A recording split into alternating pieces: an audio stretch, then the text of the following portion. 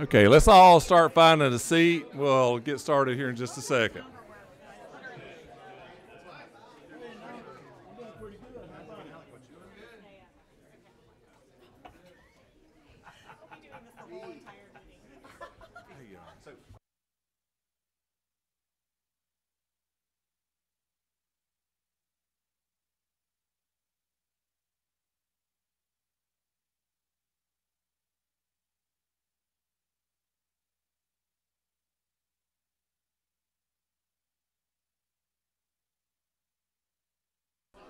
Chairman, how are you today? Hey, Marianne. Doing great. Good to see you. Yeah, let's get going. Belt, sit down. Mike, anyone sitting here? No, sir. Let me start. Okay, we're glad to have all y'all here, and at this joint meeting with my good friends in the Senate, and we got House members coming in. We're all having different meetings over lunch. I'm Rick Jaspers, fortunate to be the chairman of the Education Committee in the House, and my co-worker got it. What number it is? 21. How about that? There we go. And I'm PK Martin. I'm chair of the Senate Education and Youth Committee. And we're going to get started because I know people want to. That's why we're here, to listen to the folks, to the leaders in education. You know, for our start, we'll have the Department of Education. I know our State Superintendent, Richard Woods, is going to lead us off, and he's going to pass it off to others. And we gave him some questions and them some questions we wanted answered, just to kind of make things that we thought were highlights, and we look forward to hearing you, Mr. Superintendent. Okay.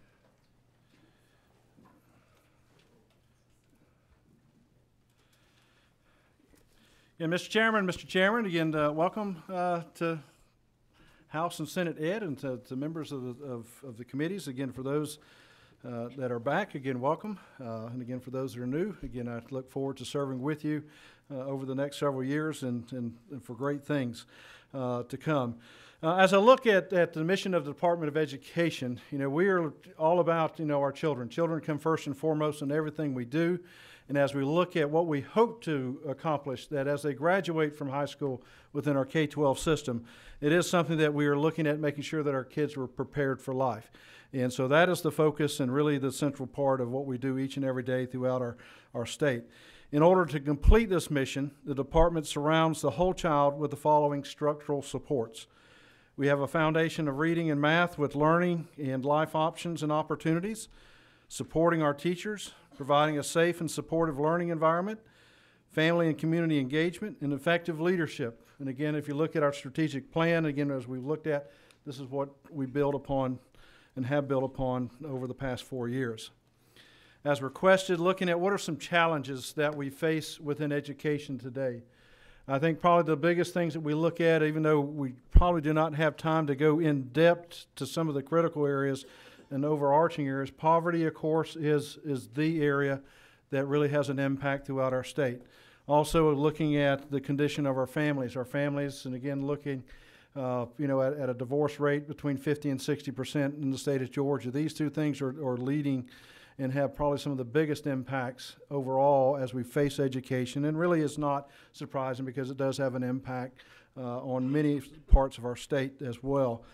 Now today I will be focusing on 4 areas of challenges that we face in Georgia: statewide equity in education and educational opportunities and options, rural education, the teacher crisis, and again probably tying leadership into that, and lifting up all schools, and again kind of focusing more on school improvement for that. And so that's kind of where we'll build upon that as far as my part of the presentation today. As we look at equity in education and options and opportunities, for years, Georgia adopted an educational mentality that basically said that every child should attend a 4-year university. Nationally, education became about a test. But however, our kids deserve multiple pathways to be successful. Today, 88% of Georgians support job or career skills classes, even if that means that their children spend less time in academic classes. Parents want their children to have accessibility to fine art, computer science, financial literacy, foreign language, career tech, and civic opportunities. A balanced approach, again, which we have worked on achieving over the past 4 years, has led to Georgia to achieve great things such as a 96% graduation rate for CTA pathway completers, a national ranking of 16th for AP pass rates of a score of 3 or higher.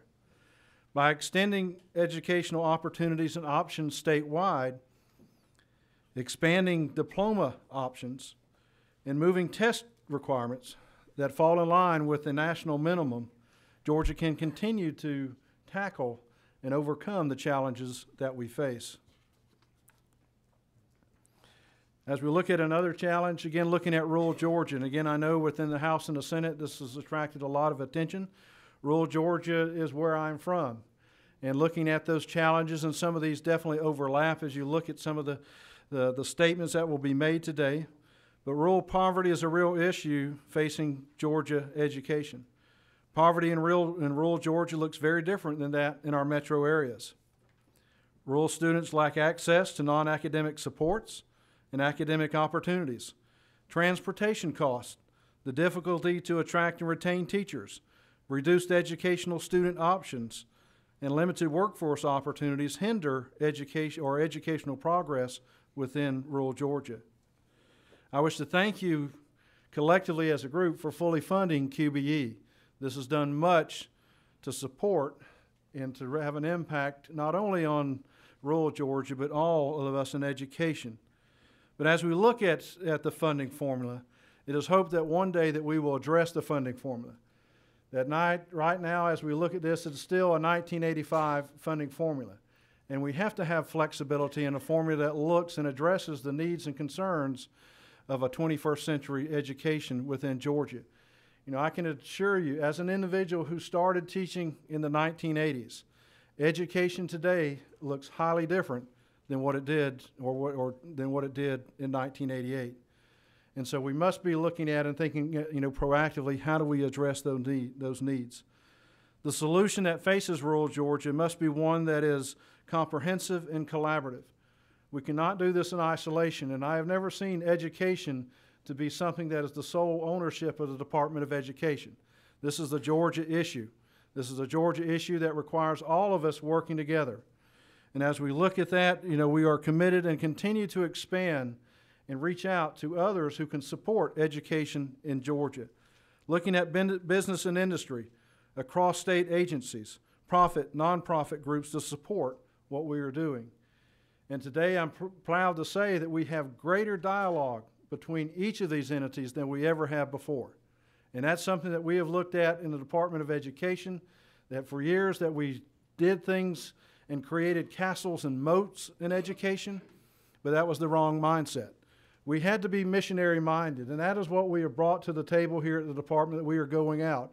As business and industry comes into our state, Department of Education and the education systems must be at the forefront in inviting individuals into our homes, into our schools, so that we can make sure that we are benefiting across the board, and especially for rural Georgia, which faces its own unique challenges as we have seen over the past. And again, as I've kind of mentioned, things such as transportation, what many people take for granted. I remember as a teacher and working in Irwin County, when diesel fuel went up to $4 a gallon. That was $600,000 that Irwin County had to come up with that we did not have.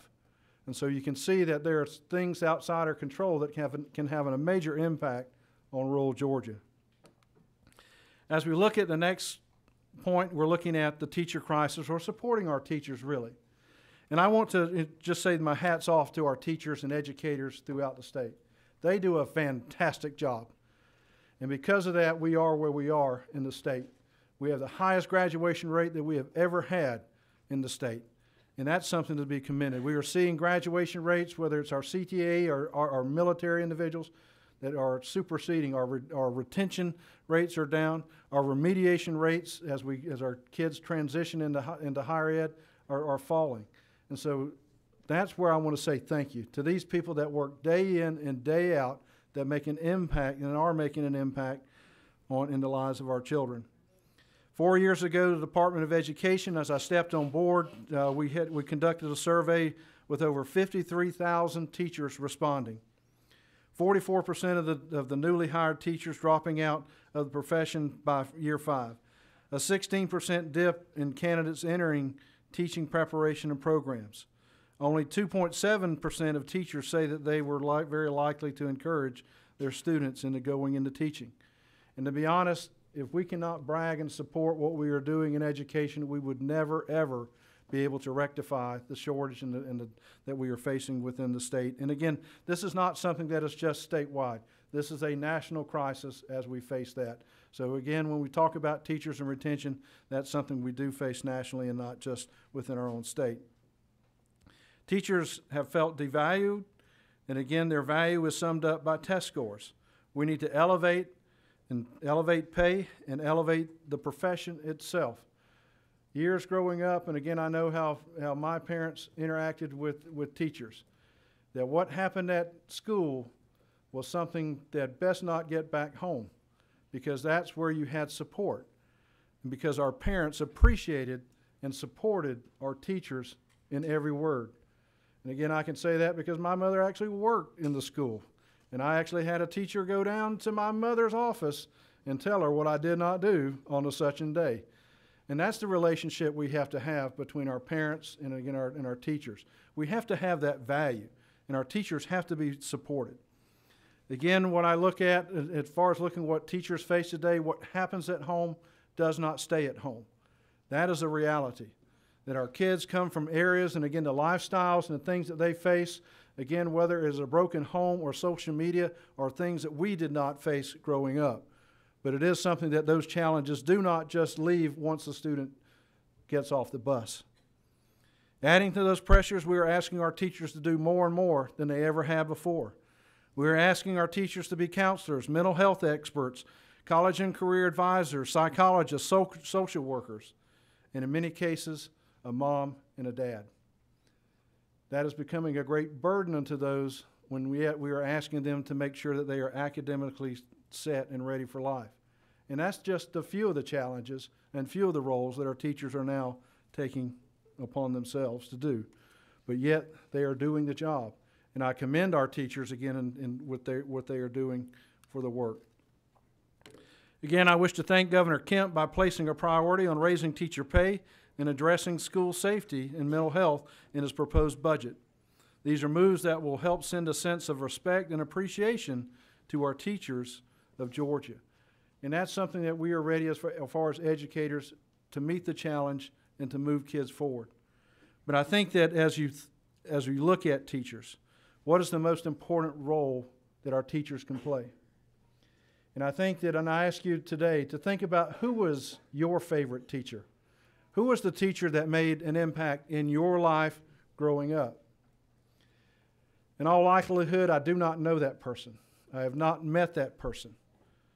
But this is what I can guarantee you, that when you think of that individual, you do not think that I like Mr. such and such or Mrs. such and such because they gave me great tests. Okay? It was not something that I looked forward, that I came to school ready to take a test and that's what I wanted to do each and every day. But what I guarantee you, and what I know for a fact, is that what you remember about these individuals is the relationship that they had. We are in the people business. And the most important thing that a teacher can ever do is build a relationship with that child. Because once they have that relationship established, then they will be able to take any child where they're at and move them forward in life. And that is what we have to get back and allow our teachers to do that job and to make sure that we are building relationships, positive relationships across the board. Again, shifting approach as we look at some of the needs. We're talking about school improvement. We have to make sure and ensure that every student attends a successful school. That is, again, without doubt, something that we cannot fudge on, and it is something that we are working on, and I think we are taking the steps that is necessary. Again, over the past couple of years, and again, it was my pleasure to hire Stephanie Johnson out of Maynard Jackson here within the Atlanta public school system, because she is an expert in what she does, and that's move schools and transform schools. Out of her actions, what we are seeing, we have seen a created tier system in which we are now addressing school improvement across the board. But it's not just for those schools that are on a list. But what we have to realize and what we start is that we have a tiered system that begins with Tier 1 that says every school can improve. And without a doubt, that is what we are focusing on, making sure that we have the resources, the manpower, and the support that will move every school forward so that no child and no subgroup is left behind.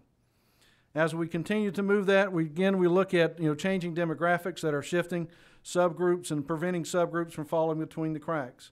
We have to stay ahead. We cannot be reactive, but we have to be on the proactive side of education. We can't wait until a child is in 3rd grade to address their struggles with reading.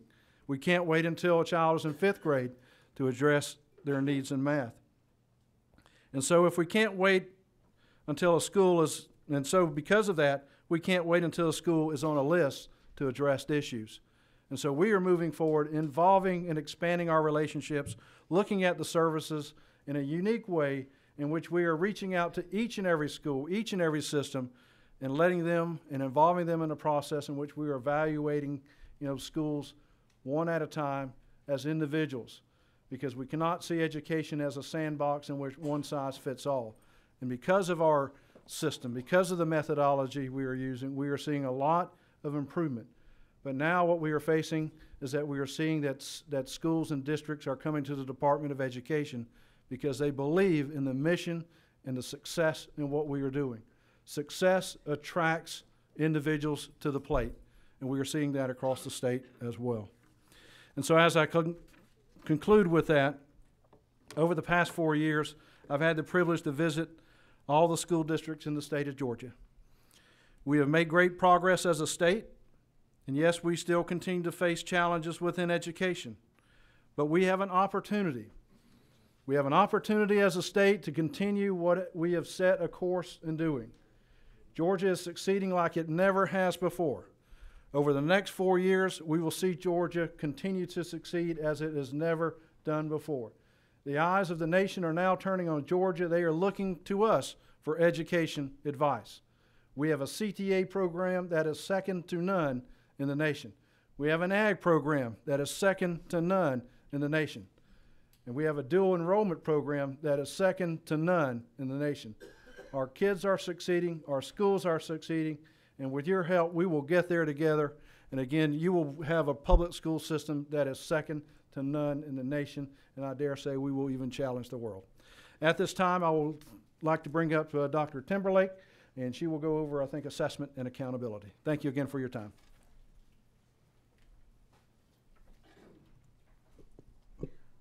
Good afternoon. And thank you. Let's give him a hand. Come on, come here. Come here.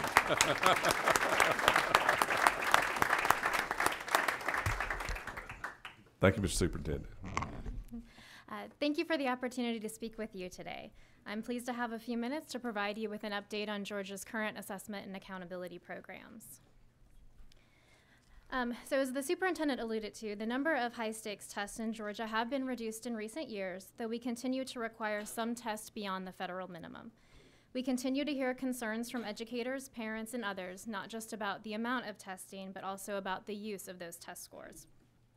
While we continue to administer summative assessments that are used for accountability, we are also focusing our efforts on building formative assessments that can be used during instruction to inform teaching and support learning. I will speak about one of those initiatives shortly. Georgia's current accountability system, the College and Career Ready Performance Index, has been in place since 2012, but with the Every Student Succeeds Act, we were able to listen to stakeholder feedback and work to revise CCRPI to focus on both opportunities and outcomes. While testing continues to make up a large portion of CCRPI's scores, we are making strides towards a more balanced accountability system. Here you can see the current program of statewide assessments. We provide formative assessments for kindergarten, first, and second grades. And by formative, I mean that these assessments are used by teachers to inform instruction and support learning. They are not used for accountability at any level. Our summative assessment program is Georgia Milestones. Georgia Milestones is currently administered in English Language Arts and Mathematics in grades 3 through 8 in high school. Science and Social Studies is administered in grades 5, 8, and high school. These scores are high stakes, and they are used for student, educator, and school accountability. In red, you can see where Georgia tests beyond the federal minimum. This includes social studies at all grade levels and one set of end-of-course assessments in high school. Local school districts also administer additional assessments beyond those required by state or federal law. These could include common assessments, benchmark assessments, screeners, reading assessments, and national assessments, to name some examples. Based on a local assessment inventory conducted by the Georgia DOE in 2015, on average, there are about 5 tests being administered per district in addition to those required by the state. In 2017, we worked with the Georgia Partnership for Excellence in Education on an assessment inventory project to help districts identify and reduce any duplication in testing. The tools and resources from that project are available on GPEE's website. We are very excited about our newest assessment initiative, Keenville. Keenville is a game-based formative assessment in literacy and mathematics for first and second grade students. Students explore the town of Keenville and help the Keens by engaging in challenges. This assessment is designed to be integrated alongside instruction, supporting teachers with real-time feedback to differentiate instruction and improve learning. Keenville is designed to engage students through features such as an avatar builder, opportunities to earn rewards and decorate their house, and fun sights, sounds, and reactions. During the game, students receive ongoing support through motivational prompts and feedback. Keenville is based on Georgia standards, and the games often include Georgia-specific themes. So while we are assessing literacy and mathematics skills, students are reading and learning about standards in other content areas, such as science, social studies, fine arts, and nutrition. Teachers can access interactive dashboards that provide real-time data to help guide instruction. And each game is designed with multiple levels to allow students of varying levels of ability to engage with the challenges and to identify students' current level of knowledge, skills, and concept development. Additionally, because we developed Keenville, we are able to continuously improve the tool based on the feedback we hear from our educators and students. Keenville is available to all Georgia districts through the statewide longitudinal data system. We have 10 games that are currently available, and 20 more games will be rolled out this spring and summer for a full operational launch in fall of 2019. So far, we have received a very positive response to Keenville. In fact, a recent article in the Macon Telegraph highlighted Keenville and the work of Bibb County schools to incorporate it into their instruction and feedback process. Georgia Milestones is now in its 5th year of implementation. Last spring, we assessed more than 1.2 million students. Our districts assessed approximately 88% of students online with a peak concurrency of 141,000 students testing online simultaneously. There were no major statewide issues with last spring's administration. There were some small localized issues in some areas, primarily due to bandwidth issues. Our assessment and information technology teams have been working with those districts to help prepare them for this year's administration. I would like to take this opportunity to thank our districts and their assessment and technology teams in particular for being such great partners over the last 5 years as our state made this transition to online testing. Last spring, the General Assembly created a state innovative assessment pilot that provides an opportunity for school districts to develop innovative assessment systems. Last summer, the State Board of Education approved 3 pilots. In December, we submitted an application for the Federal Innovative Assessment Demonstration Authority. Participation in this federal pilot would provide a 5 to 7 year window in which these innovative assessments could be vetted, refined, and possibly scaled up. The application included 3 different assessment systems: Cobb Metrics, Navi, and Georgia MAP. Georgia's application is currently under review with the U.S. Department of Education, and additional funding would be needed to oversee and provide technical support for that pilot. Lastly, I would like to turn to Georgia's current accountability system. As I mentioned, CCRPI was first implemented in 2012. However, with the passage of the Every Student Succeeds Act and new accountability requirements, CCRPI was redesigned based on statewide stakeholder feedback. The redesigned CCRPI focuses on the opportunities and outcomes expected of all students. It includes multiple measures and values educating the whole child, provides individualized targets, rewards progress, provides scores on a 0 to 100 scale, and features a new online reporting system that is easy to navigate. The new 2018 CCRPI reports were first released last October. The CCRPI includes 5 components. Content mastery includes student achievement in English language arts, math, science, and social studies. This is achievement on Georgia milestones in the Georgia Alternate Assessment. Progress includes student growth in ELA and math, as well as progress towards English language proficiency for English learners. This looks at how much students have grown relative to academically similar students. Closing gaps considers the extent to which all subgroups are meeting annual 3% improvement targets. For closing gaps, all targets are customized for every subgroup, school, and district based on their baseline data or starting point. Readiness includes other measures of student readiness, such as literacy, student attendance, participation in fine arts or world language, accelerated enrollment, dual enrollment, AP, IB, pathway completion, and college and career readiness. Finally, the 4- and 5-year adjusted cohort graduation rates are included for high schools.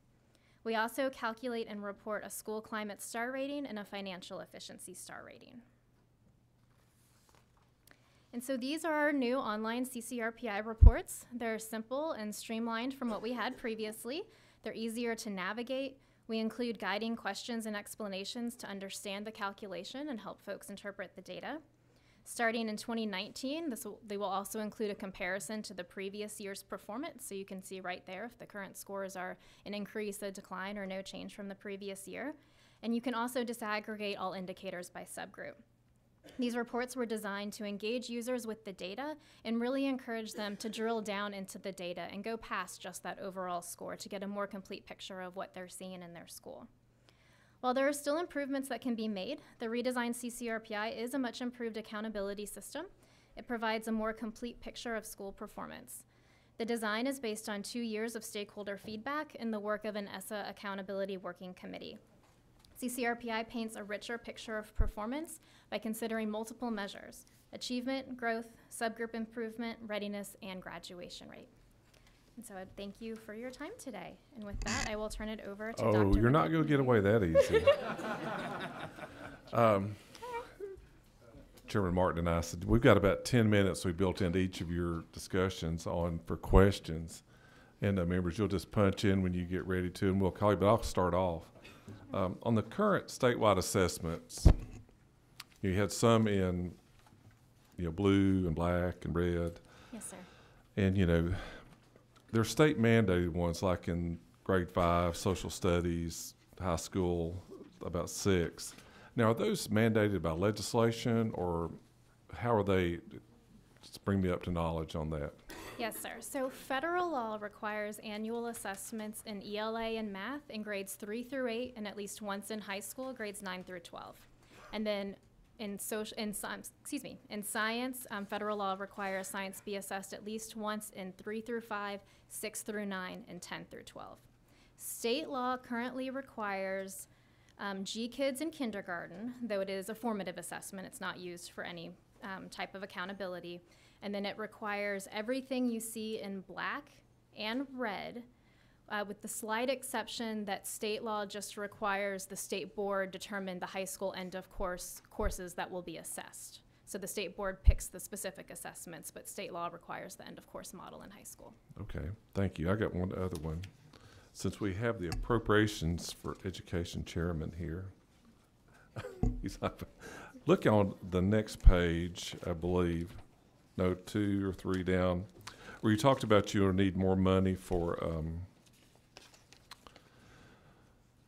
on the assessment, the oversight of the Innovation Assessment Demonstration Authority. In the last line, you say DOE will need additional funding. Have you determined how much that's going to be? Have you asked for it? Yes, sir. 1 second.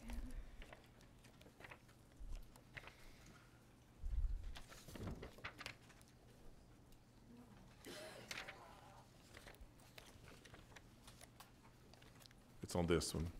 Can you see it? Yes, sorry, Okay. I brought my numbers with me in case Okay, you had a good. question. That's what Thank you. I'm looking for.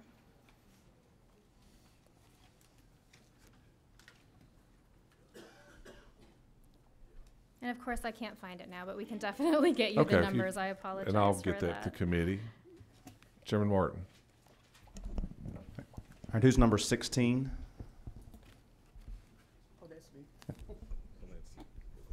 Representative Stovall. Thank you. Thank you, Mr. Chairman. I have a question about the assessment, on the assessment innovation page. So I wanted to know, where can we find the applications of the assessment systems that was submitted, the 3 that you named here from Cobb, Navy, and the Georgia map? Yes, ma'am. Our federal application is posted on our assessment website. It's testing.gadoe.org, and there's a link to assessment flexibility on our main page that will take you to the application for the federal IADA. Can you repeat that again? Testing.gadoe.org. Okay, thank you. All right, number 5. Who's number 5? All right. Representative Matthew Wilson, thank you, Mr. Chairman. My question is about the new CCRPI reports. Who has access to those? Is it just educators, or do parents also have access to this? These are publicly available, so anyone can access them. They're on our accountability website, accountability.gadoe.org. And then, of course, educators do have access to a more detailed version, which will let them look at student-level data. That's secure because it includes student-level data. But the public can access the school-level reports.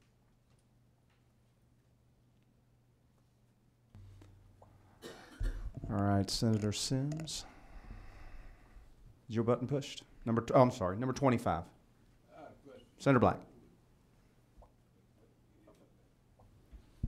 Question for Superintendent Woods when he comes back up. We'll go ahead and move to Representative Paris. On the Georgia milestones page, at the bottom it says no major statewide issues.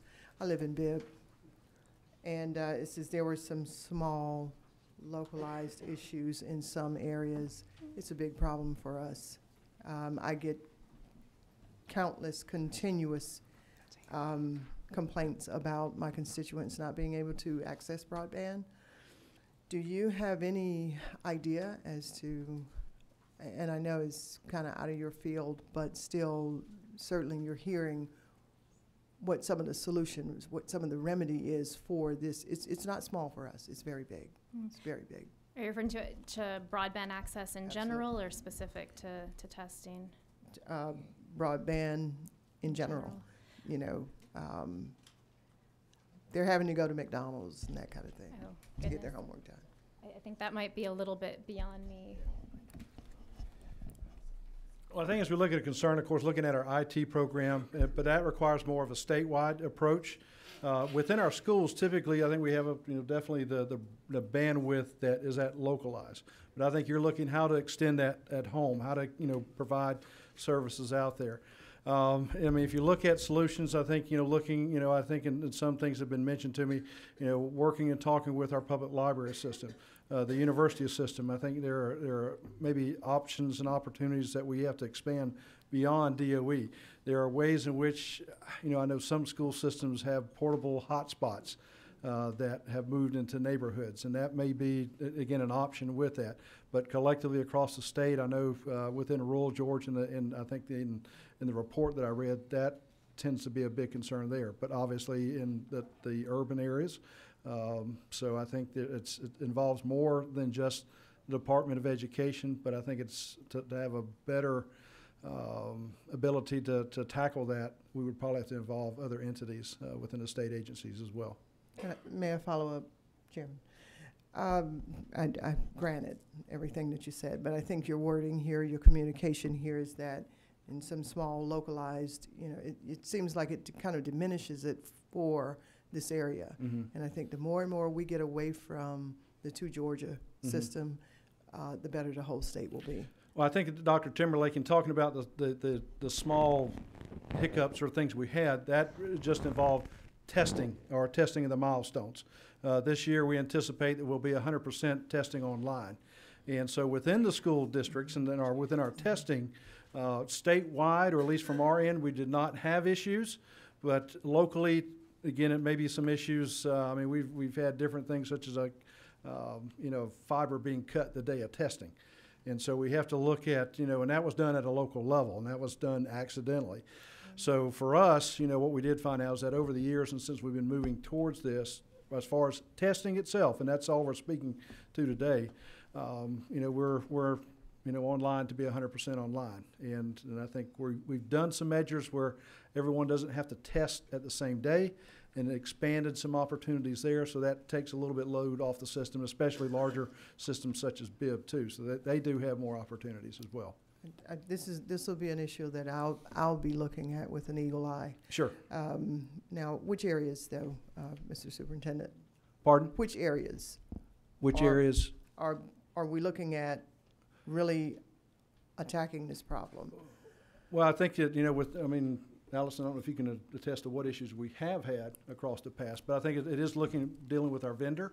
Sometimes it is an issue with that, but over the past, we have had someone either on site or direct control the days of testing that we address that issue. I think if there's, looking forward, if there's any problems or issues, then we have to look at it on a case-by-case basis, which we do. By and large, we don't have widespread, and we haven't had widespread, outages over the past couple of years. So we've seen a lot of improvement compared to where we were the first day I stepped on board. We are light years ahead of the success rate with the system. So, but I would definitely encourage the scrutiny. Like I said, when we look at our testing window, which is, what are we looking at, April, March, as far as milestones. But, we don't anticipate any problems on our end. Thank you. Chairman Woods, Superintendent Woods, while you're there, we're going to let Senator Black go ahead and ask his question. Sure.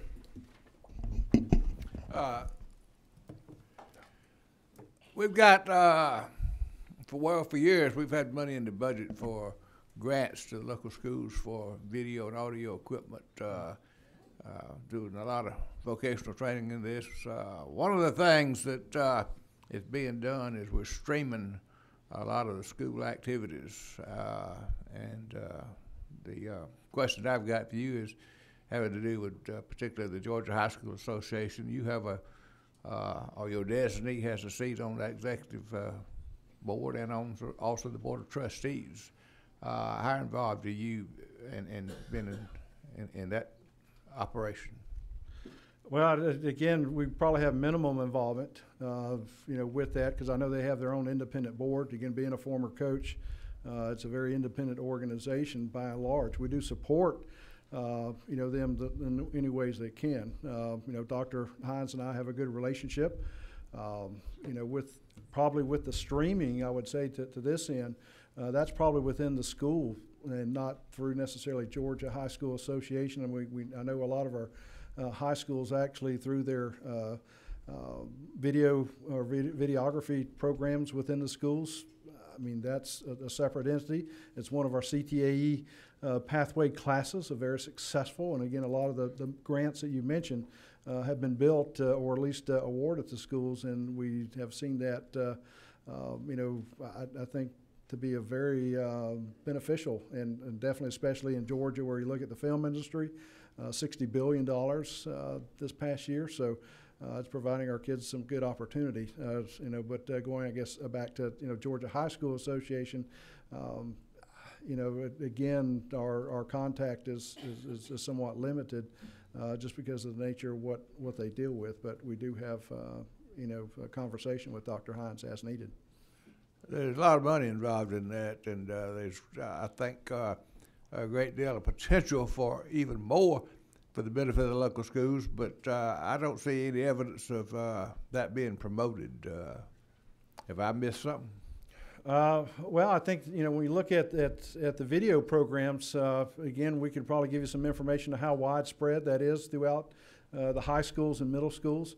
I know, especially as I've traveled throughout the state, with new construction or our career academies, that seems to be a very popular program.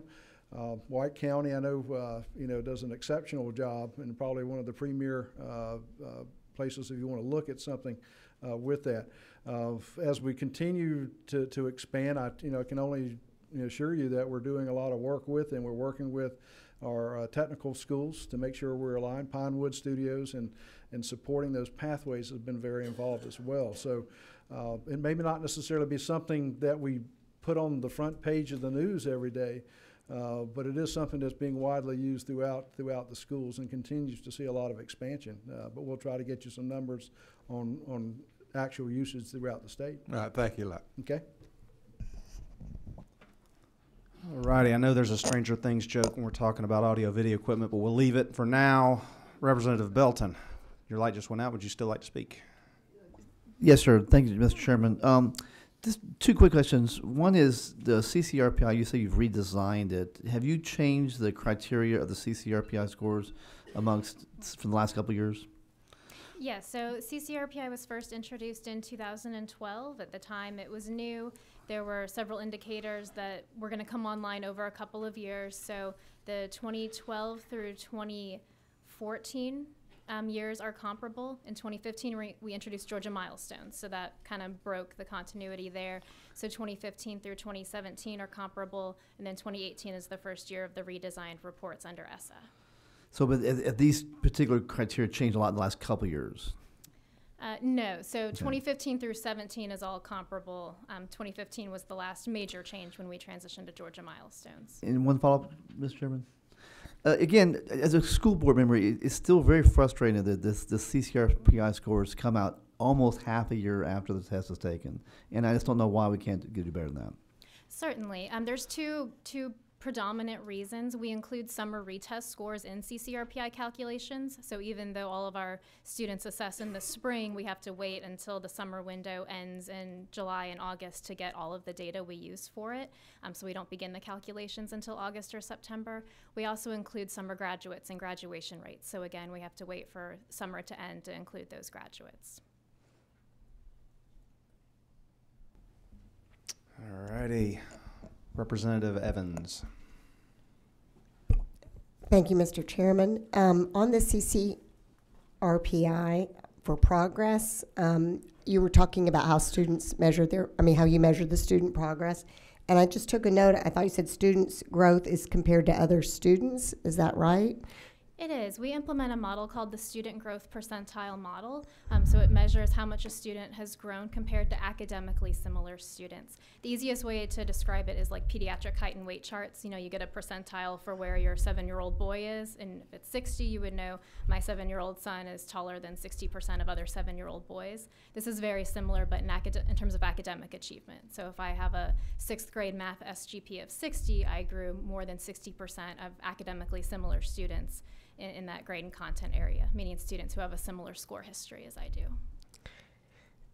Okay, so because I know one thing we talk about as far as accountability, that teachers shouldn't, that you want to see how much a child grows in a year, you know, so does this progress show you how much a child grows in a year, or?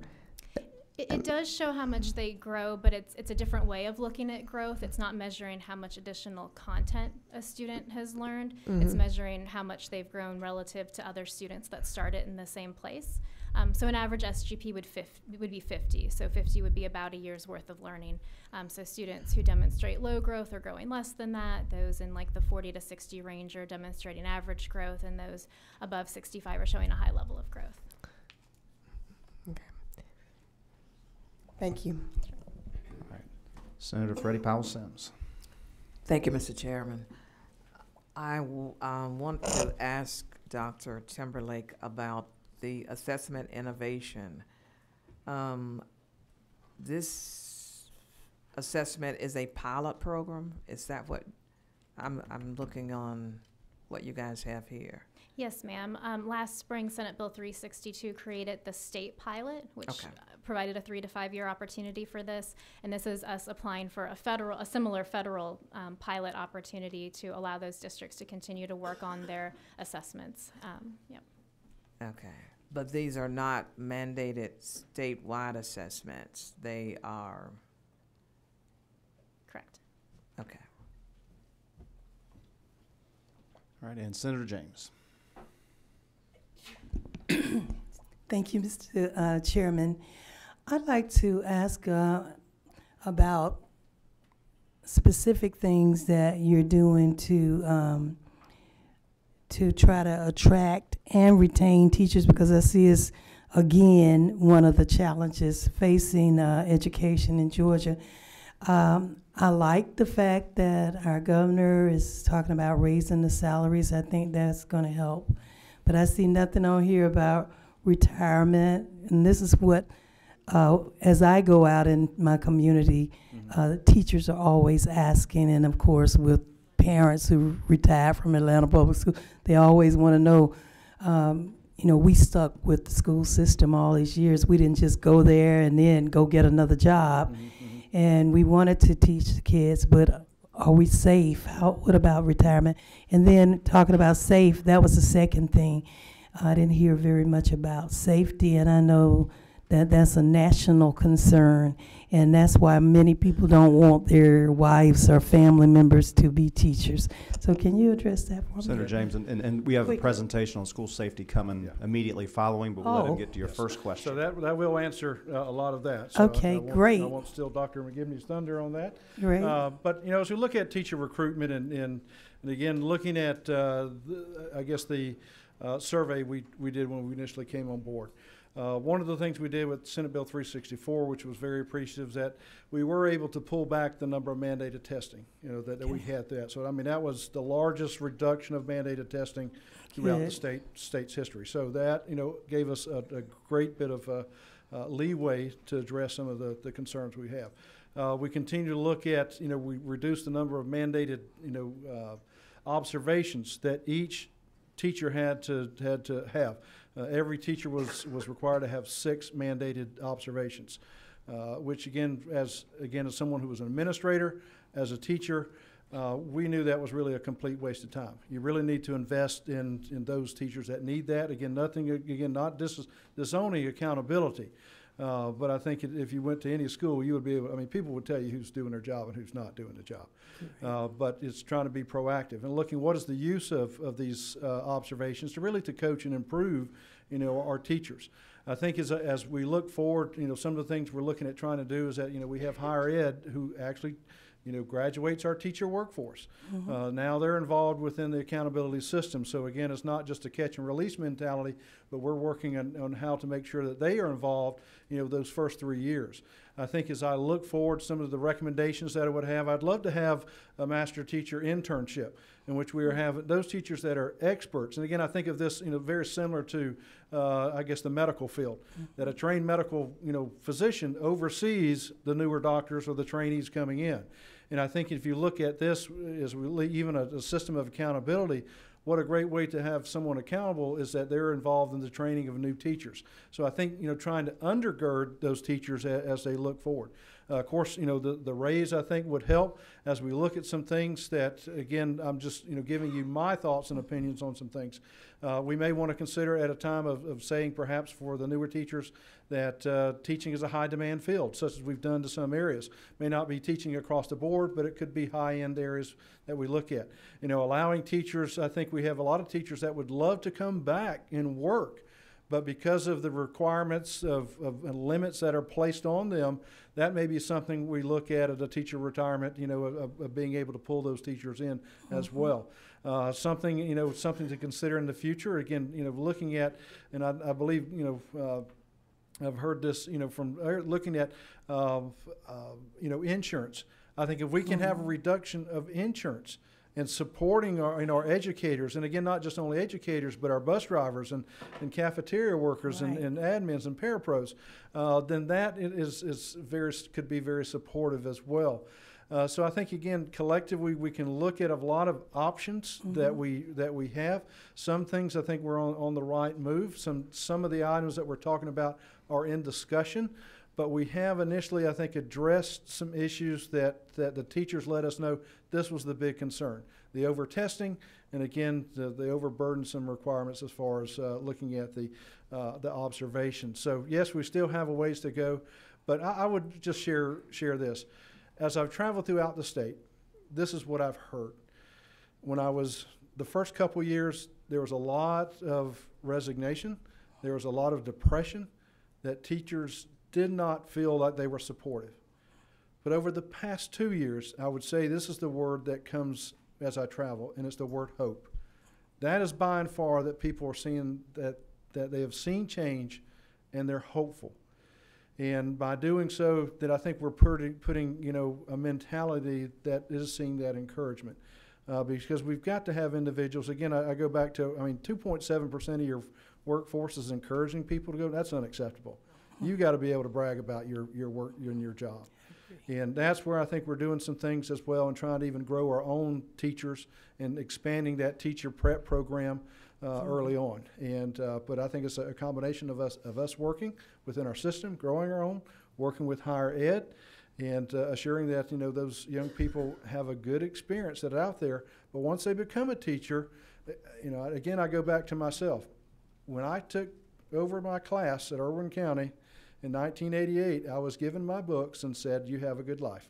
Okay, so that's what I faced as a teacher. Now I was, glad to the challenge, and that's the way we did that. But I think that we at school systems, and again, I think some school systems do a great job at that, but we need to look at undergirding and supporting those new teachers, because life is a lot different, as I shared, as a teacher in 1988 than it is in 2019. So that's kind of where we're at with that. Okay. Is that like the lead teacher program that they? It could be. Some systems use that. Okay. Again, it's like it varies from system to system, and again, part of it's just trying to figure that out. If you have a small staff, you just have some limits there. But hopefully that's where I think it's not looking just solely but us, but looking at higher ed to come in and help undergird these young teachers as well would be a great addition to our family. Thank you. Okay. Thank you, Superintendent Woods. We want to pause and recognize the school board members that are here. I know I see Mike Royal here, I believe. Who are our other school board members that are here? I think some. Stand up. Stand up. Be proud. There's Scott back in the back. Thank you very much. And I know we messed with the script. I apologize. So up next, we have Gary McGivney, who's going to give us a presentation on school safety. Okay. Thank you, Mr. Chairman. I'm Gary McGivney of the Department of Education. The discussion and planning about school safety now extends far beyond school resource officers, cameras, and metal detectors. The discussion now includes prevention, intervention, and protective factors. And that fits into our discussion about, and you'll hear across agencies, not just at the DOE, all state agencies are talking about the whole child. You'll have a presentation tomorrow. There's a combination of meetings and committees tomorrow, and the focus is on the whole child. We're no different. But what does all that mean, though? What it means is school safety has matured into an area where we have to talk about it in a very comprehensive way. The time has passed where it's a very narrow focus. Now's the time to make it a comprehensive discussion and a long-term discussion that's comprehensive in nature. Also, that requires us, however, to collaborate across agencies. Example today, we spent 2 hours this morning with the Georgia Emergency Management Agency talking about school safety. That collaboration has become with other agencies so collaborative that it's really more convergence than it is collaboration. We talk frequently. If I had to call Director Bryson at GEMA right now, he would answer the phone. That's the type of relationship we have now, and that's the type of relationship we must have if we're talking about a comprehensive approach to school safety. When we're talking about protective factors and prevention and intervention, we have to understand, ladies and gentlemen, school climate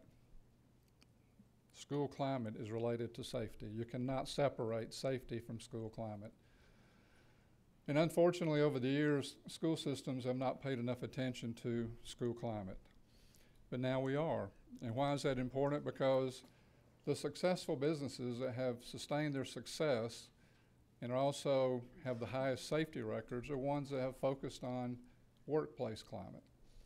And the research has shown, and this slide here shows you research from RAND Corporation, but there are many others that say workplace safety begins and ends with attention to all aspects of the climate. Workplace safety is climate. So what is school climate? And you can read this, and you can read the next slide. It points out the 4 areas, and those are very important. But if you really want to understand how powerful school climate is, let me ask you to do this.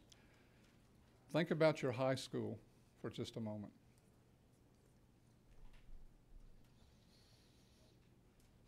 Then let me ask you this. When you think about your high school, are you thinking about social studies? Your recollection of your high school, does math just jump out at you? Do you think about English? Your recollection of high school, your own high school, your recollection of high school is 100% school climate. So how can we ignore the importance of something that stays with us for a lifetime? Research has shown, and we have mountains of research related to school climate, if you improve school climate because it's related to social and emotional health outcomes for students, a positive school climate has been related to lower levels of drug use among students. A positive school climate has shown to reduce psychological problems among students, increases psychological well-being of students, and creates conditions at school that's conducive to safety. So how do we improve school climate? We did research and found out the extensive research shows that the most effective framework for improving school climate is positive behavior interventions and supports, PBIS. The research is unequivocally supportive of implementation of PBS to improve school climate. You see the map there now. We are fortunately up to 1,361 schools that are implementing PBS. Now that's at different levels of implementation, you understand. Some have just started and they're in the implementation stage. Some have been working with PBS so long that now they're veterans with it, but they have staff turnover, so they have to have retraining. But we're 1,000 away from having PBS in every school. What's an interesting fact, well, the research shows this, even schools that are having a little bit of trouble implementing PBS with fidelity, and we have a measure of fidelity, they still show improvements in attendance, behavior, and even academic outcomes. And what you heard earlier is in teacher retention. Why? Because it improves the climate of the school. How do you feel if you go to work and you don't enjoy being there? How do you feel if you go to work and it's not comfortable? How do you feel if you go to work and nobody seems to care whether you're there or not? Schools are the same way. Schools receive a school climate rating of 1 to 5. And there are 4 measures that create the school climate rating, and every school in Georgia receives a school climate rating. It's the discipline data, it's the survey data, it's attendance data, and then the combination of safety factors. And if the school wants to know how they're doing, if the public wants to know how a school's doing in school safety on the school climate rating, we have a dashboard that's on our website for anyone and everyone to see. What we encourage schools to do, even ones that have a school climate rating of 4 or 5, which is good, is to look deep into the surveys of the student because they're telling us something. What we've learned in schools over the years, particularly, unfortunately, in tragic events, is this, ladies and gentlemen. Perhaps the most important thing we've learned is this: schools can have no secrets.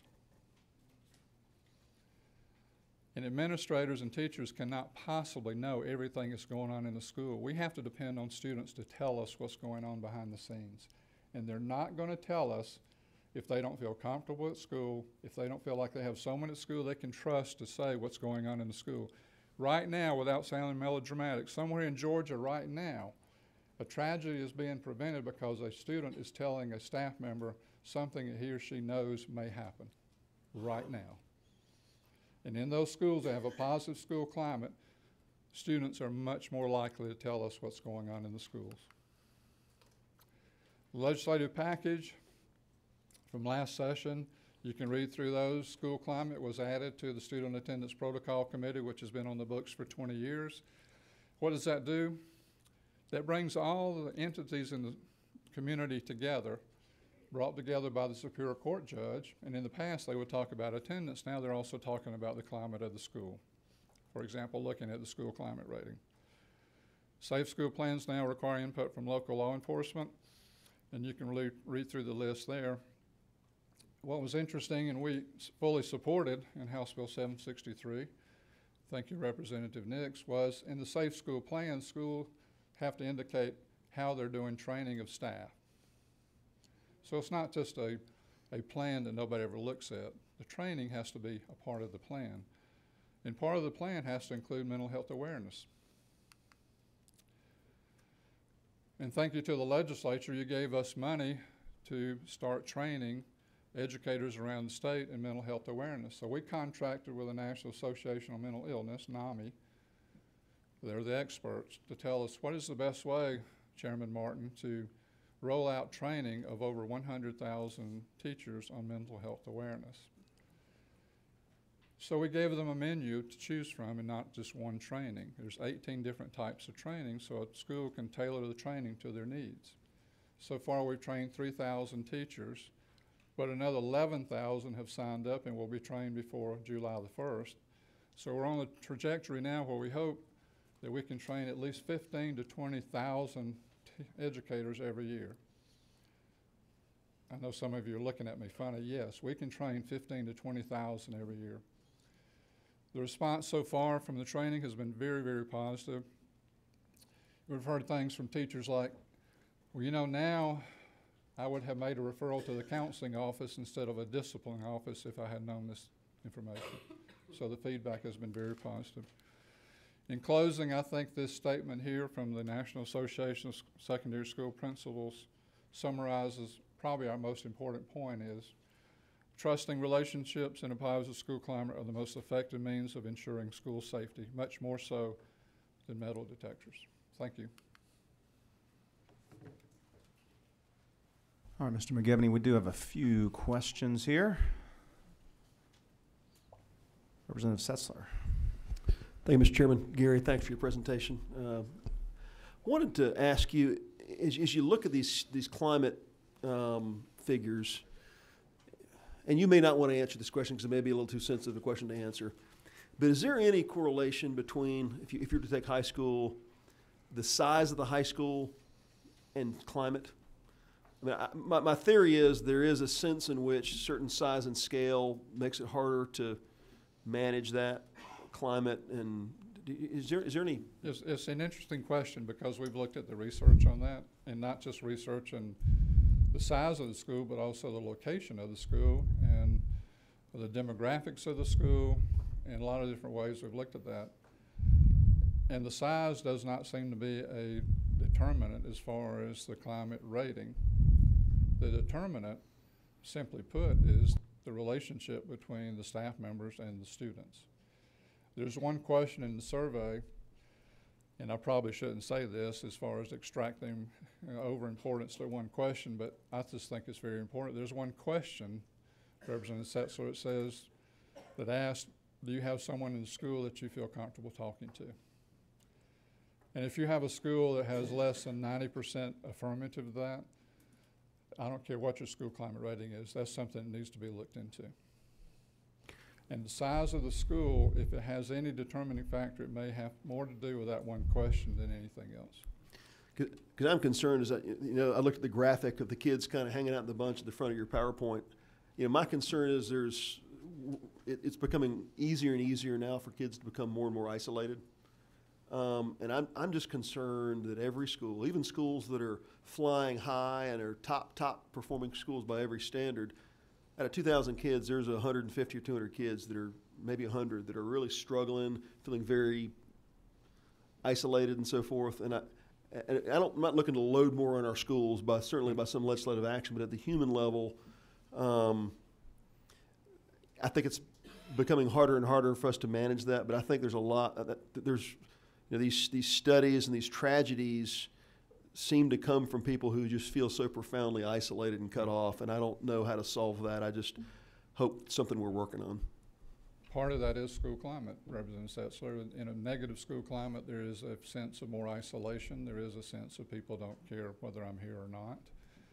I'm not saying that school climate solves all the issues. School climate, improving school climates creates better conditions so the issues you're talking about can be more effectively addressed. School systems now are looking at how to involve more social, emotional engagement with students so they can help each other identify students who may be in trouble and then go to a staff member to talk about that. What we're up against, though, is social media, where it's easy to become isolated. It's easy to substitute the face-to-face and the individual group meetings with a social media group where there's no real interaction of the human nature kind that we're talking about and what you're talking about. Okay, I believe we have Representative Wynn. Thank you, Mr. Chair. Dr. McGivney, on the PBIS interventions, do they include reforms around the use of in-school suspension and out-of-school suspension? The way PBS works, and we think it's one of the reasons why it's effective, is because the staff identifies what their issues are. They look at data, they look at anecdotal information, and if they identify, for example, that they have a high rate of suspension, why do you have a high rate of suspension? What are the issues? Is it isolated to one area? Is it the time of the day? Is it afternoon? So if a school identifies that as one of the issues, and frankly most middle schools and high schools do identify it as one of the issues, then they work their PBS plan to address the causes and not just focus on the consequences. And what they find frequently is students are behind academically, and they don't have an opportunity to catch up. Again, they don't feel like they have somebody they can talk to or trust at the school. They feel like they're being isolated or bullied at school. So then they start framing the school climate to address those issues. So each school's PBS model is probably going to be very different because it's individualized, and that's one reason why it's effective. Thank you. Did that answer your question?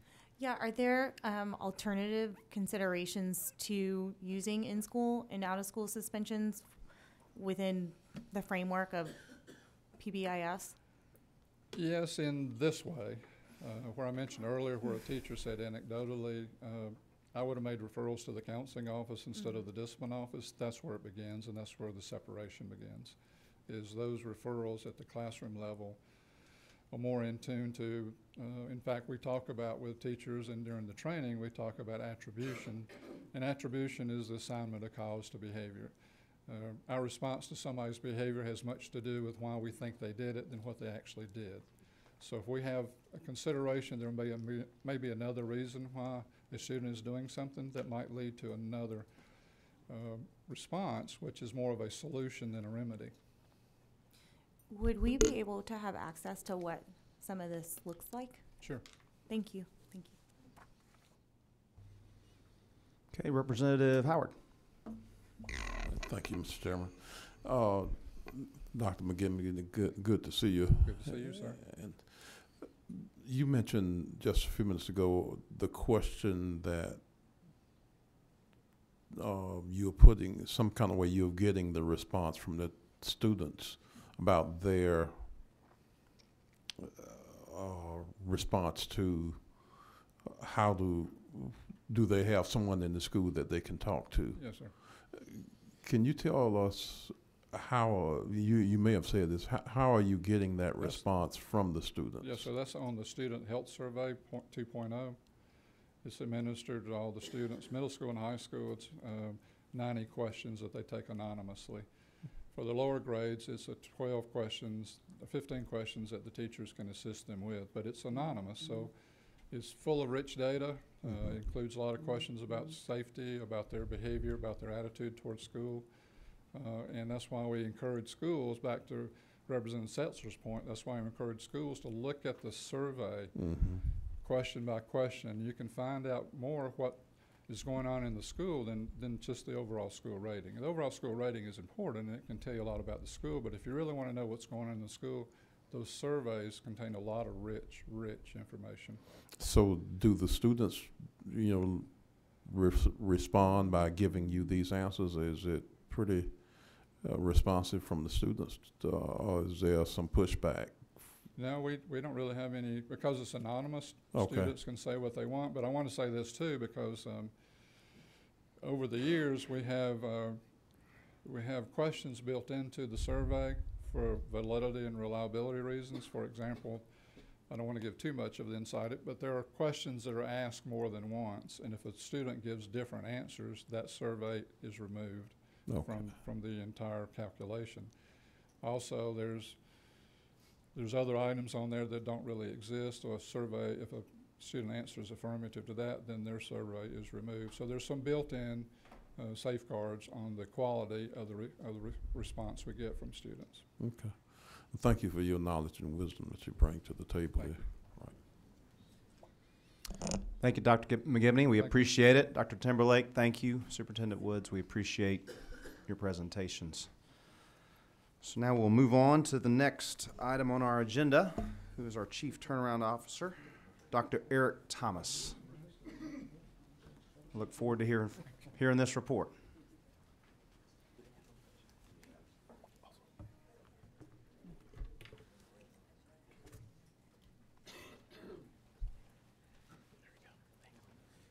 Good afternoon to everyone.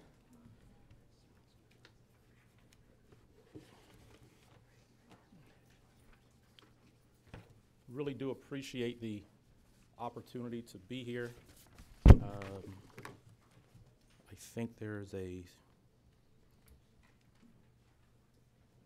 slide deck somewhere.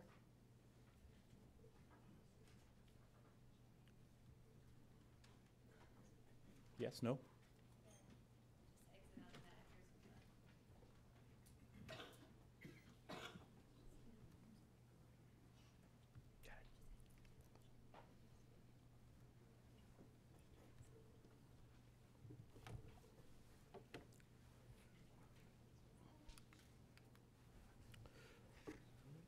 Again, good afternoon to everyone. For those of you who have not had the pleasure of meeting directly, my name is Eric Thomas. I am in my 13th month of being the Chief Turnaround Officer for the state.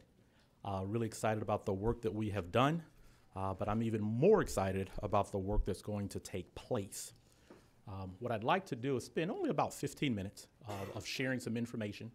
I believe you have a document, and hopefully that document kind of drives in a little bit more granular on some of the work that's taken place. But hopefully after 15 minutes, I'll then open up for whatever questions that we may have. With that being said, I want to share just a little bit about Eric. The image that you're looking at is the house that I grew up in Savannah, Georgia. A family of 4. 2 bedrooms, a kitchen, and a living room. And that's the house we lived in until I was 10 years old. I share that because without an intervention, I wouldn't be standing before you today. Without something happening, I wouldn't be standing before you today. That's the situation that many of our kids in our state live through every single day. In fact, when you look at the numbers, there's about 150,000 students that go to school every day to a school that's identified with a CCRPI rating of less than 60. And whether we want to say low-performing school, failing school, and we can be politically correct, but we've got about 150,000 students that unless we intervene into their life, unless we intervene into their academic opportunity, the trajectory of their lives and the trajectory of their kids' lives and their communities will not change. That's the work of the First Priority Act. This work actually started about 25 years ago. It started in the 90s when Georgia started talking about school vouchers and charter schools. It was the state's first attempt to intervene and to provide kids a better educational opportunity. 25 years ago. About 10 years ago, there was another intervention. And it was the creation of school and district flexibility. Removing barriers, removing all the various statutes so that schools and districts would not be sort of stranglehold by some of those sort of protocols that the state required. And then 2 years ago, the First Priority Act. It's sort of the third attempt of this multifaceted approach to ensure that the 150,000 students that reside in some of our lowest performing schools, that we intervene into their lives. That's what the First Priority Act is. I'll share another image. If you haven't figured out, I like pictures. Nice car.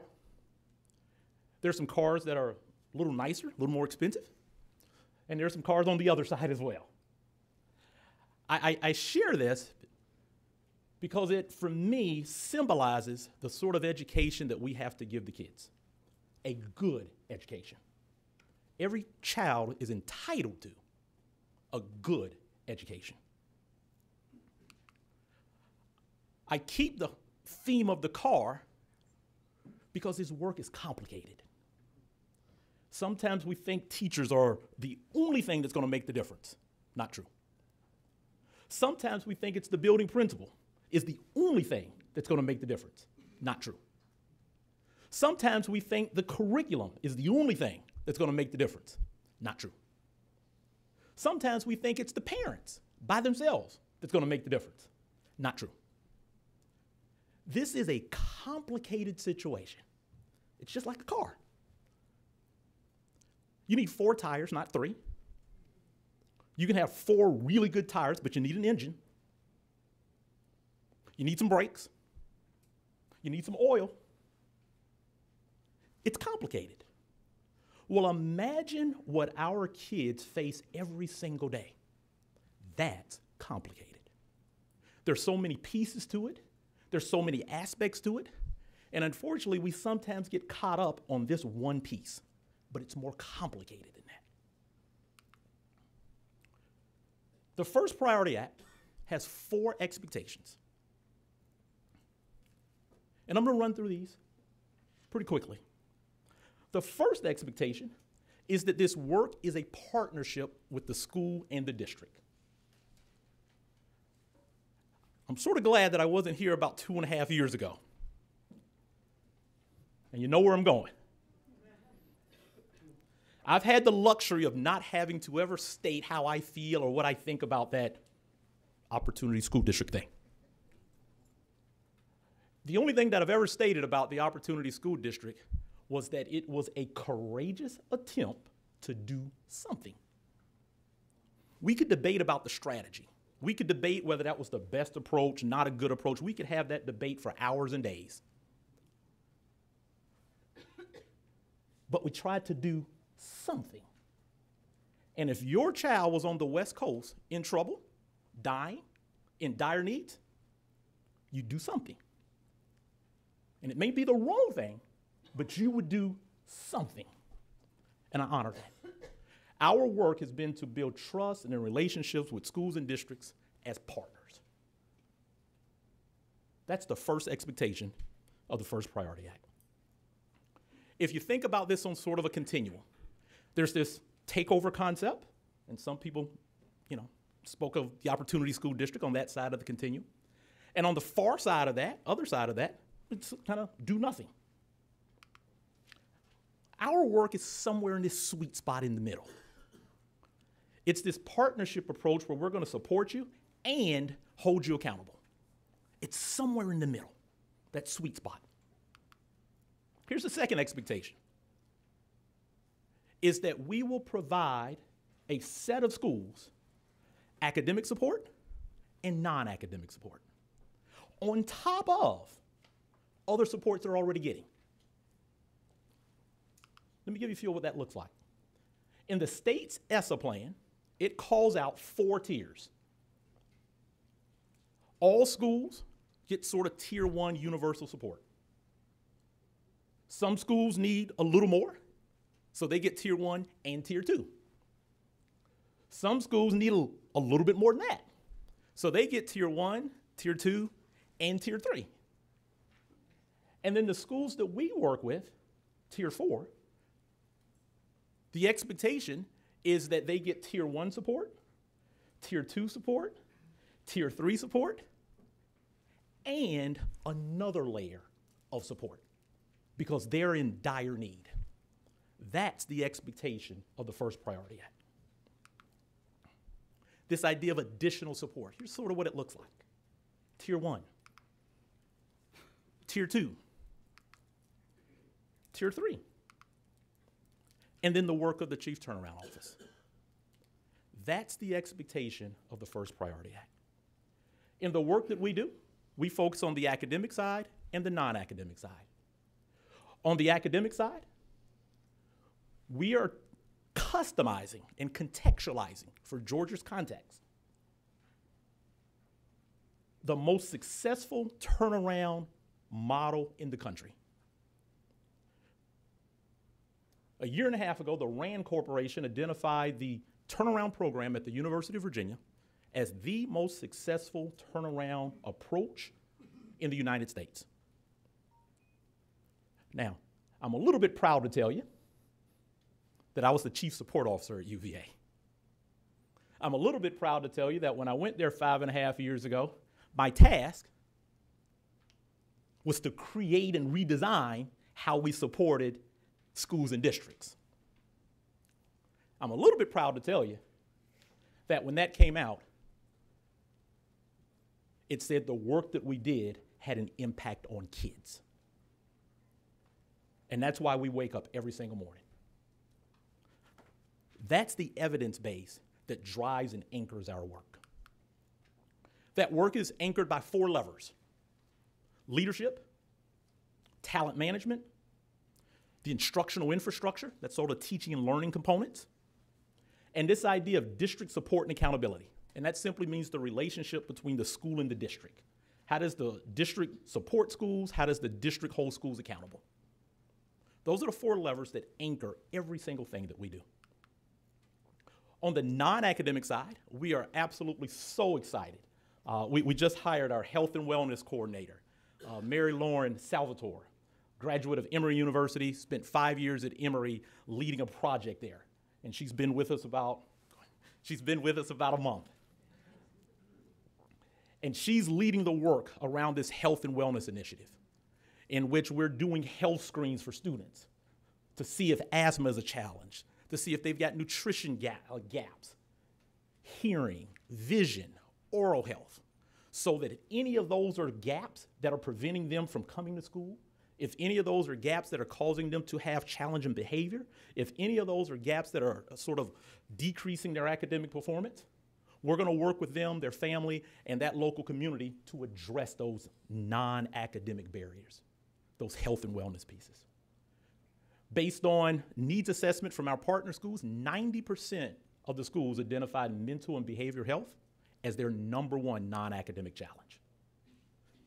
We're going to put a focus on mental health. Nutrition also was highlighted as a challenge, major challenge. We're going to put an additional focus on nutrition. And this third element, or actually it's the 4th element, the staff wellness.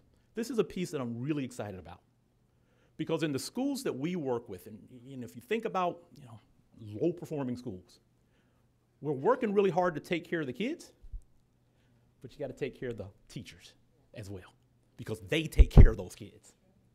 So this idea about staff wellness, this idea about how can we create a climate, a culture, how can we put structures and systems in place so that if I've got a rock star teacher at this school, that teacher never thinks about leaving, along with some other pieces. But that's this idea of a staff wellness program. It's a part of our talent management focus, and we're really excited about that. We haven't seen that anywhere else here in the state as of yet, not in really a functional manner. So we're really excited about that. The third expectation is to promote cohesiveness and collaboration. We feel really good about the first 2 so far. We've been at this about a year. We've got some work to do on number 3. And there's some things that we haven't done very well. But this idea of cohesiveness and collaboration is absolutely so critical because this work is too difficult to do it alone. Here's what it looks like when you do it alone. You just got a lot of stuff going on. You got a lot of people doing a whole lot of work, but it's disconnected, it's incoherent. You have no idea how this impacts this, just a lot of work. That's not good organizational effectiveness. So we're working to create, and you may be aware that there's some amendment language to House Bill 338 to create this turnaround collaborative, to bring the various state agencies, to bring the various nonprofit organizations together on a regular basis to really speak the same language. Here's how you can help this work, how you can help this work, and we're not overlapping the work. We're doing this work together because this work is too difficult to do it by yourself. And here's the 4th one. And this is the one I'm probably most excited about, if you can't tell. It's this idea that this is not about simply focusing on a subset of 20 schools. It's really about using those 20 schools to learn from them. Sort of this incubation concept. If you think about what happens in a really good business, we don't do this in education really well sometimes. In education, we have an idea and we roll it out at scale. And then we wonder why it doesn't work. In the business community, that never happens. You roll it out here, in this market, in this place, you learn from it, you improve it, and then you take it to scale. That's the concept of this fourth expectation. How do we utilize these 20 schools as an incubation lab so that we learn from those really good practices, innovative practices, so that we can then scale them up? And we're really excited about that opportunity. Someone shared last week this idea about being sort of the Department of Education's research and design lab. And that's a really good way of looking at this. That's what happens at Google. That's what happens at Microsoft. That's what happens at Amazon. They don't just come up with great ideas. They develop those great ideas and then scale them up. That's an incredible opportunity when we talk about 150,000 students every single day going to a school that's not progressing. As we think about innovation, and as I close, there's going to be a little disruption. You don't create change without changing the status quo. And anytime you change the status quo, there's going to be a little pushback. Sometimes we call that disruption. To create that sort of incubation and innovation, you've got to act. And if you haven't sort of figured it out, I act. I attempt to act strategically all the time. I miss the mark sometimes. But the notion of doing nothing just doesn't resonate for me. Because we've got kids every single day, and I'm going to use the phrase, they're dying. And we can say that literally or figuratively, but there are some kids who literally are dying every single day. And we don't have time to waste. We don't have time to sort of play all the adult pieces when we've got kids literally dying. But this innovation also needs collaboration so that you come up with different perspectives, different ideas, different lenses. How do we do this work together to come up with the best product? It's not Eric's product. It's not that district's product. It's everyone's product. That's how you come up with a really good product. As I close, some of you may be familiar with this concept called design thinking. As I shared, I spent 6 years at the University of Virginia. And at the University of Virginia, our program was a partnership between the Darden Business School and the Curry School of Ed. So although I spent 18 years in a school district, I've been a teacher, I've been a principal, I've been a district leader. I've also spent the last 5.5 years attached to one of the best business schools in the world. So there's a little bit of business mindset that sort of creeps out sometimes. But this idea of design thinking is really about how do we identify a problem, create a little bit of a prototype, review that prototype, refine that prototype to get a better product in the end, and then take it to scale. Again, in education, we just roll things out at scale. And more times than not, that actually doesn't work very well. Businesses don't do that. Good organizations do not do that. I love this quote. All organizations are incredibly, perfectly, uniquely designed to get the results it gets. Every organization is incredibly, perfectly, uniquely designed to get the results that it gets. Now, if you like those results, you're in good shape. A little tweak here, a little tweak there, you're in great shape. If you don't like those results, you got to do something different. 150,000 students walk into a school building every single morning with a school that's identified as not performing at the level that we would want it to. Here's what happens when you don't innovate. You know where I'm going. 20 years ago, every corner you find Hollywood Video or Blockbuster, Netflix. 10 years ago, 5 years ago, you'd find a Kmart and a Sears, Amazon. Give it another 6 months or 2 years, that yellow cab, that yellow taxi, almost gone. Uber and Lyft. If you don't innovate, you become obsolete because the world's going to change on you. That's not to suggest that there's not great things taking place. The graduation rate in this great state has improved. All the fantastic work around career tech and agriculture education, college and career academies, the focus on early literacy and early learning, all fantastic things. But as Governor Kemp noted, Georgia's best is yet to come. These are the expectations of the First Priority Act. This is the work that we attempt to do every single day. We're proud of the work, we're proud of where we are in 12 months.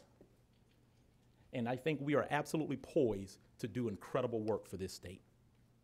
I'm going to close with a 60-second story. As a high school principal in Cincinnati, there was a young man named Joe. And day by day, week by week, he began to be a little bit in trouble. And his English teacher calls me to her room to talk with Joe. I don't say a word to him. Just tell him to follow me. Go to my office, grab my car keys, we jump in the car. And I'm going to ask you to sort of drive with me here, just for a second. We go up the driveway, and we take a right on Belmont Avenue. We then take a right and head down Hamilton Avenue. A little bit farther, we jump on I-75, the same I-75. About 5 minutes on the expressway, we get off on the Ezra Charles Drive exit. We pull up to the project building that you're looking at. We go to the second floor, apartment G. And I simply tell Joe, that's where I lived at. And he was like, Mr. Tom, you live there? Yes, I did. And my message to him was, don't be a victim to your zip code. Don't allow your zip code to dictate what happens. We have an opportunity in this great state to not allow the county, the zip code, to victimize our kids. That's what the First Priority Act is. It gives us an opportunity to learn, to try innovative things out, to learn from those things, scale them, and impact every single kid in this great state. That's what the First Priority Act is. And if you haven't figured it out by now, I am exceptionally excited about the work we've done, but I'm even more excited about the work that we're going to do. I'll be more than happy to entertain any questions.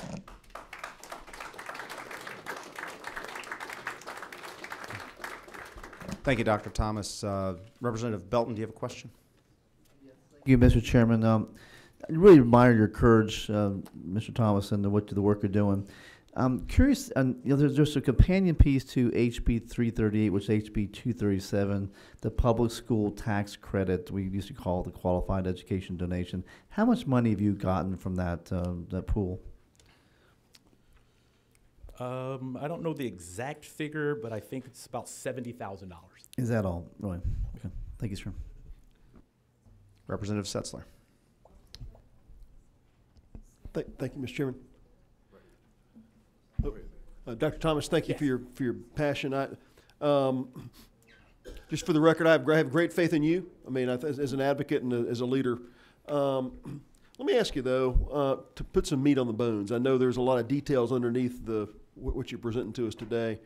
I've got a fairly close family member who's a fourth grade teacher in a metro district. Of the fourth grade teacher, 24 students in the class, 19 of whom have English as their second language.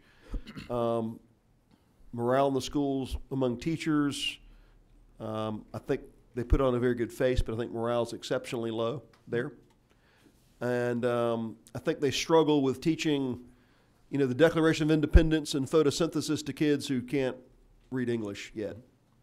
How are we solving those things? I mean, that is not an atypical circumstance where you've got, you know, kids aren't raised in, you know, with English as their native language and all those, the whole array of issues. Put meat on the bones, what specifically are we doing to get those kids able to read, to learn, and then preparing them to be competent at math by 8th grade? I mean, real specifics. That's not a challenging question. I just want to understand what specifically our plan has to address those things. First of all, it's complicated, so let me anchor there. The schools that we're presently working with actually do not have a great deal or high population of English language learners. As we attempt to maybe evolve into Metro Atlanta and have a higher population, there are some really research-based approaches. There's a concept called PSYOP, and it's really, if you think about what we've done over 30 years with students with disabilities, it's taking the same or many of the same concepts that we've attempted to do, providing interventions, providing additional supports for students who have been identified as disability or having a disability. It's taken many of those same practices and creating plans for students who don't have a disability, they just don't have the language that's needed. So that would be one example. I would say a second example, and again, we don't have a lot in the schools we work with now, but I think there's a great opportunity. In just about every school in the state, there's some really good things going on. I think there's a great opportunity to identify what are the schools in the state that have a high population of English language learners, pull those schools together in a little bit of a learning community, and really learn what are the 2 or 3 best practices that you're using? What are the 2 or 3 best practices that you're using? So that all of a sudden, I may be the principal at a school that really don't have a strong or a very powerful toolbox, but because we've created this collaborative structure, there's an opportunity for me to learn from everyone else who may have really strong things in their toolbox.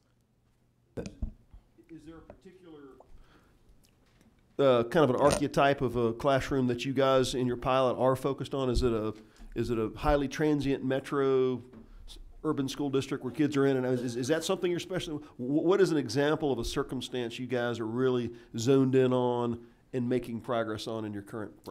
Presently, we're not partnering with any schools in Metro Atlanta. Okay. So let me sort of set that context. When we came in a year ago, we talked to schools and districts across the state. We looked at data across the state, and it became exceptionally clear where we should start, and that was in Southwest Georgia. When you look at Southwest rural Georgia and the resources and the supports and the challenges in those communities versus Metro Atlanta, that has its share of challenges, but Metro Atlanta also has its share of resources. So with that, that became our initial focus. So most of our partner schools are a little more of a rural setting. In regards to a specific situation, and this is one I'm really excited about, goes back to talent management. There are 4 small rural districts, Dooley County, Clay County, Randolph County, and Terrell County. And we met with superintendents, we met with principals, we met with board members from those schools, and they highlighted teacher recruitment and retention as their biggest barrier. So we've got a couple ideas moving forward. One idea that they actually came up with is that most of those districts don't have the resources to have like an HR director themselves. So they've actually talked about combining resources to have a sort of a regional HR director, so that this one person can sort of do recruitment, retention, development for all 4 districts, because these are little small districts. Again, you can't do this work by yourself. So that's one example that an incredible challenge and a very innovative solution to addressing that challenge in the rural parts of the state. And I think if we can move forward on that, I think it's an opportunity, pilot it 1 or 2 years, and then if there's another set of rural schools, 3 or 4 schools, we can help them develop the same concept. Hopefully that gives a good example. Dr. Thomas, thank you so much. There are a few other questions. We're actually going to, in the interest of time, for everybody's time here, and we have some other speakers, we're going to stop it there.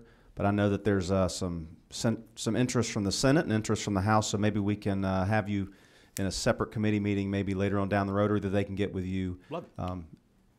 offline. Thank you Thank so you much. so much. I appreciate your time. Thank you.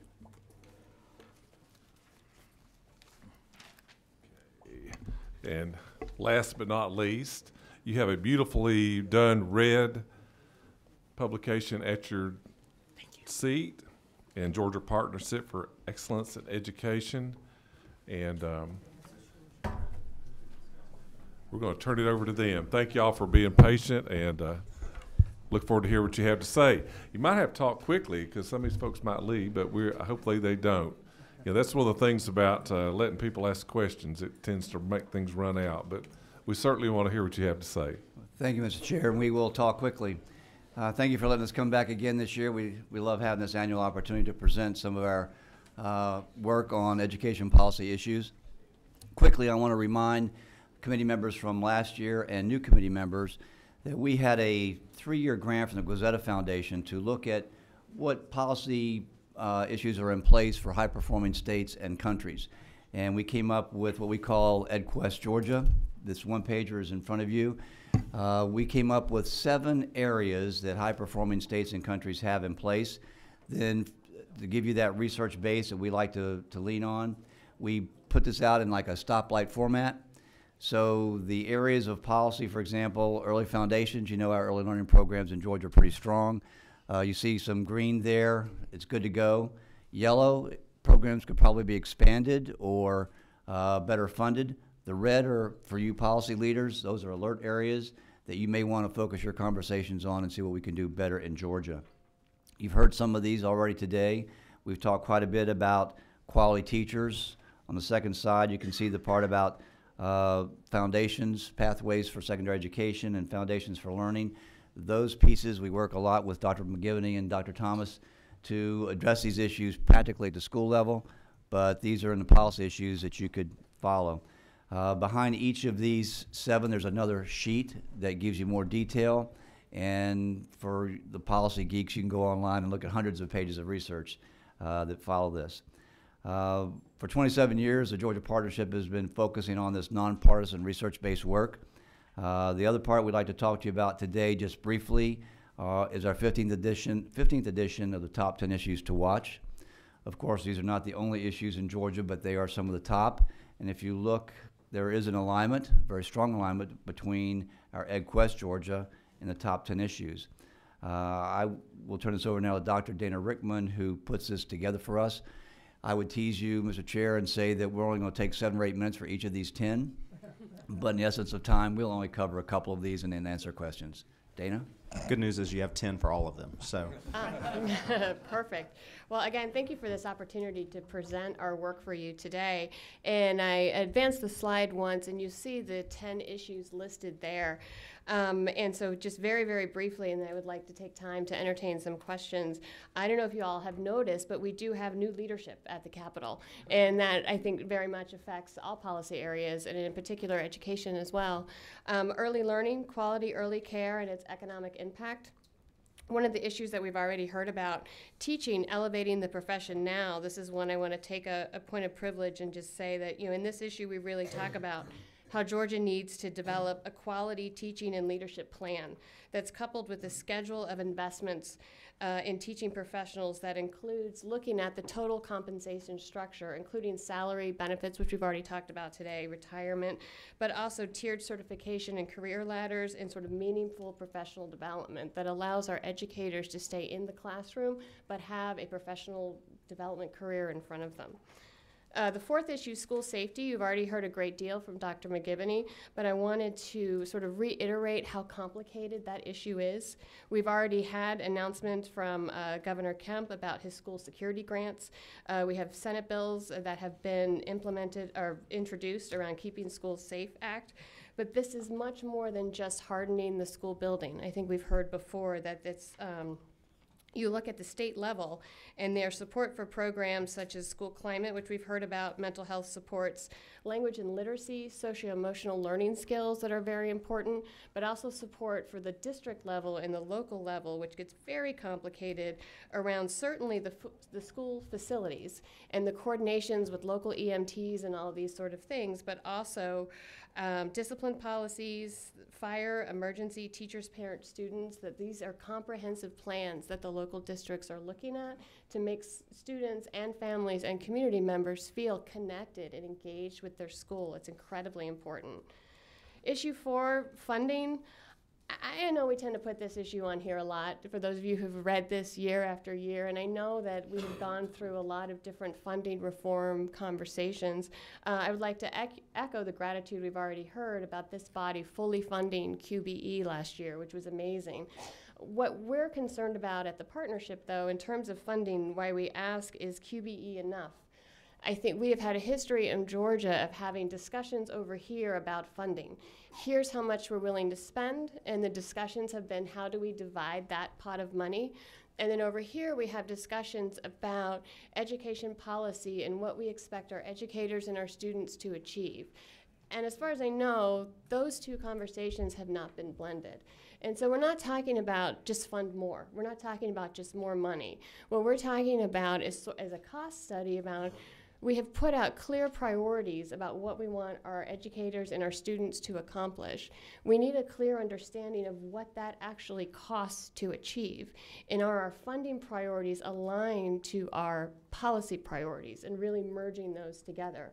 I think that's a much better way to think about, what are we spending on education? And are we spending it on the right things that get the outcomes that we want? That's issue 5. Assessment, you've already heard from Dr. Timberlake earlier today, but there are discussions here and summaries about the innovation pilots that you've heard about in that issue. ESAs and vouchers, sort of the next step in the school choice movement. Summer start date, more than meets the eye. The reason I thought it was important to highlight this as a top 10 issue this year, you know, we had the study committee about that and some recommendations about when school should start. I thought this was a really great opportunity to really draw attention to how students in Georgia spend their summer, and how summer looks very different for students in rural counties and students in metro Atlanta counties, and that there were really reasons why the school calendar was stretched out, why we start when it's bloody hot, 1st of August, and go through, you know, the end of May. And that summer learning is a significant problem. There are counties in Georgia, especially rural Georgia, that have no summer enrichment programs at all for students to do when they're out of school. Those who do have them, they're incredibly expensive. And I think even for those of us who live in the metro area with children, really struggle with how to pay for summer engagement programs. And so to really have a broad conversation about what does summer look like, what are we asking from our students, but also the legitimate economic concerns that were raised by the board. And it is really hot in student safety in August, so to really balance those issues. Finally, 9, dual enrollment. Superintendent Woods mentioned earlier that, you know, our dual enrollment is sort of the envy of the nation, which I think that it is. But there's all sorts of issues as we talk about scaling and growing and expense and equity around dual enrollment. And then the 10th issue, post-secondary, and cost, other barriers to impede success.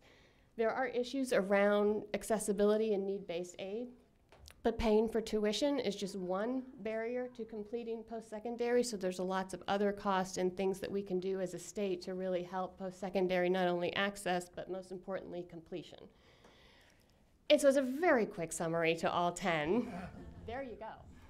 And to help you in your work as you dive into these issues, you can see that Dana has framed each of these issues into 3 parts. One is an issue overview to give you the big picture.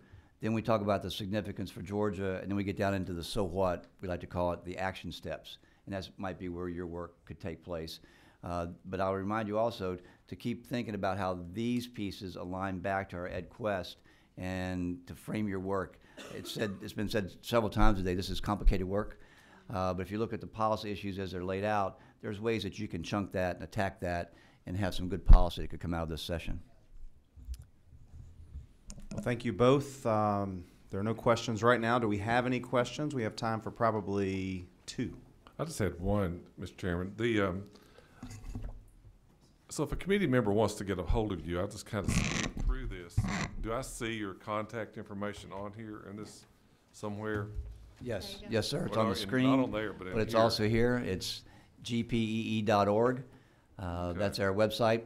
And all this is there. In fact, on the top 10 on our website, there is a one-page overview for those of you that want a real quick hit. I was looking at this. So you can have the one-pager.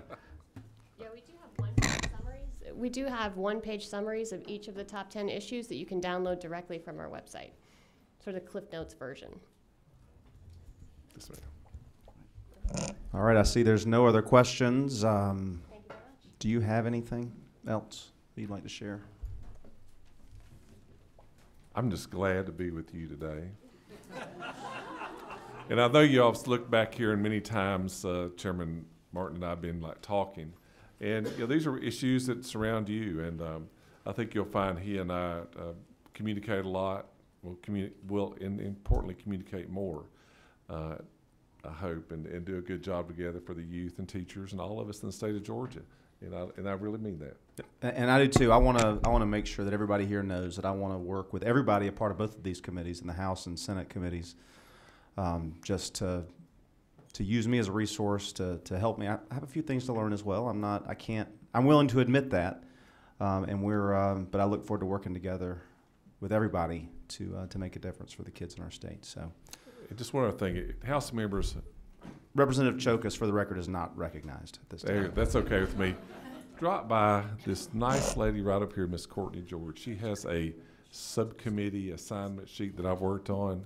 We have a full committee on Thursday, and we'll do our rules. But you need to see this because there's going to be a subcommittee meeting on Thursday afternoon, and she's got something for you. And we will have Senate members who are left, which there's maybe just 2 of us or 3. But we will have a meeting tomorrow. And if there's no other business, we're done. We're adjourned. And many thanks to the state board members who are here. Thank you, state board members.